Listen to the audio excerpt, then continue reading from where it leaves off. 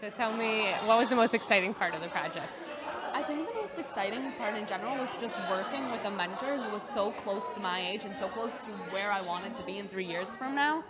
So it was just cool because she had a lot of advice for me for the future and just gave me a lot of guidance that I could only get from somebody who really just went through the struggles just a few years prior. What was it, would you say, like, what was the best piece of advice that she gave you?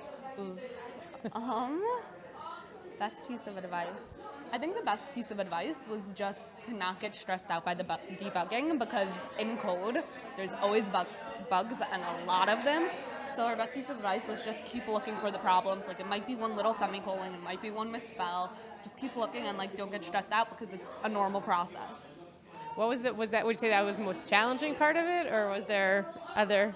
I think the coding as a whole was most challenging. Going into this, I knew the coding was going to be most challenging because it is what I am most challenged with in the past. But just as a whole, I'm not necessarily a coder in general, but learning how to do these things was a little bit harder. But now coming out of it, I've learned so much because it was difficult. Would you use the same type of hardware if you were doing it again, or different types of program or code? So I'm not sure if I would use the same hardware. I would look more into ultrasonic sensors and see if I could find one that is better. And if I couldn't find one better, I might position them differently and use a different code. There were different positions that we could have done, but it wasn't in our time frame. So I would have worked more with that and more with geometry and angles and stuff. Or I would have tried a different system. Like one system that we're thinking about is like if the person wears something, there's different sensors that work with that. Cool. Where do you see yourself going next in STEM? Next in STEM, I am going to make a career out of it. I'm going to Cooper Union to become a mechanical engineer, and I see myself working, for the rest of my life.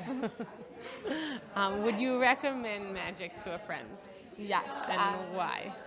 I would recommend it because it's a great experience and it's really all that you want to do. There's no guidelines, there's no really time restriction because you do have a year.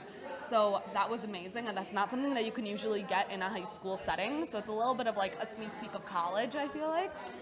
So I would recommend it for that, and it's just great having a mentor who is much like easily accessible. You can just text them, you could just talk back and forth, it's not a problem.